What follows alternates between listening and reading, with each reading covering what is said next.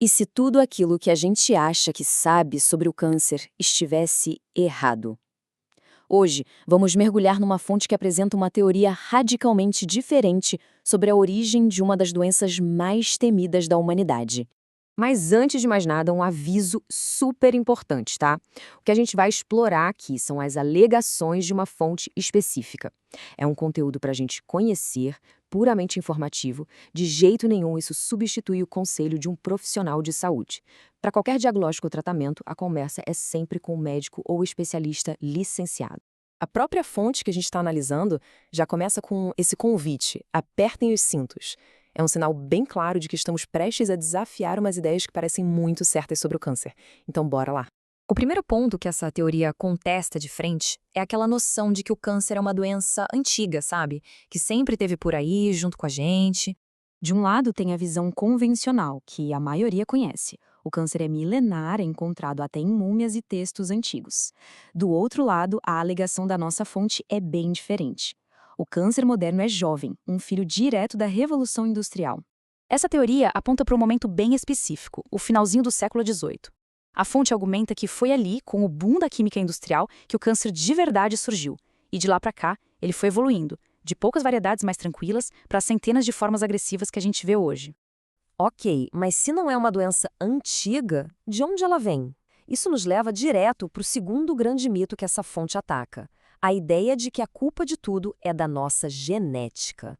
E aqui a alegação é bem ousada. Segundo a fonte, culpar os genes ruins é uma forma de desviar o foco da causa real, que seria industrial. A lógica por trás disso: se a causa verdadeira fosse admitida, as responsabilidades financeiras seriam astronômicas, então a narrativa muda e a culpa recai sobre o indivíduo. Certo, então se não são os genes, o que é? A teoria propõe que o câncer não aparece por uma única causa, mas sim pela combinação de dois fatores bem específicos. E aqui está o coração da teoria, o tal do gatilho duplo. Não basta ter uma toxina no corpo, como um metal pesado. Seria preciso também ter um vírus específico, tipo o Epstein-Barr. De acordo com a fonte, um elemento sem o outro não causa o câncer. Beleza, então a gente tem os dois ingredientes, uma toxina e um vírus. Mas como exatamente essa combinação cria o câncer? É aqui que a teoria descreve um processo que seria invisível e, bem, fascinante. O processo começaria com um conceito que a fonte chama de remanufatura viral.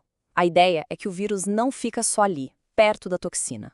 Ele literalmente a consome e a transforma, criando um tipo de bioveneno que é ainda mais potente e destrutivo. É como se o vírus se tornasse uma microfábrica de veneno. E o que vem depois é um ciclo, uma verdadeira bola de neve de toxicidade. O vírus consome a toxina, libera um veneno mais forte, outros vírus consomem as células que foram envenenadas e repetem o processo.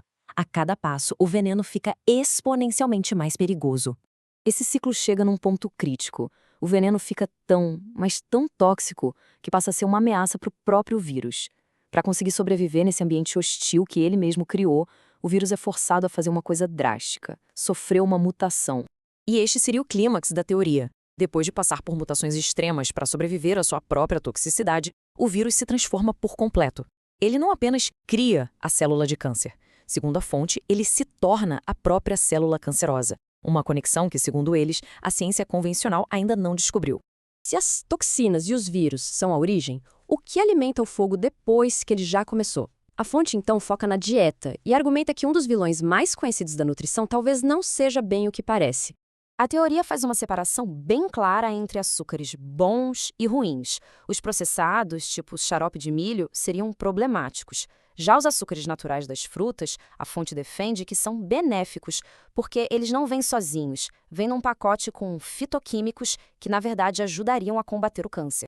Indo além, a fonte lista alimentos específicos que supostamente alimentariam o câncer e outros que o combateriam. E é curioso que ovos e laticínios estão no topo da lista dos que devem ser evitados, porque, segundo a teoria, eles seriam o combustível principal para os vírus que estão na origem do problema. A teoria vai ainda mais fundo, ligando vírus específicos a tipos de câncer. O vírus Epstein-Barr, o VEB, é apontado como culpado por uma lista imensa de cânceres, como de mama, de próstata e leucemias. A grande exceção seria o amianto, que a fonte diz ser tão tóxico que conseguiria causar câncer sozinho, sem a ajuda de um vírus. Bom, depois de passar pela história, pelo mecanismo e pela dieta, qual é a conclusão, a mensagem final que essa teoria nos deixa? A mensagem central é uma virada de chave.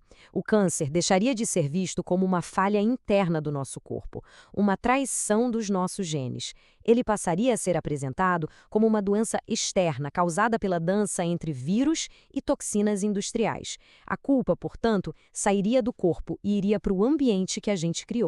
Ao apresentar essa teoria tão diferente, a fonte nos força a questionar a narrativa padrão e nos deixa com uma pergunta bem provocativa no final. Se a doença não é apenas uma história sobre os nossos genes, então, que história ela está tentando nos contar?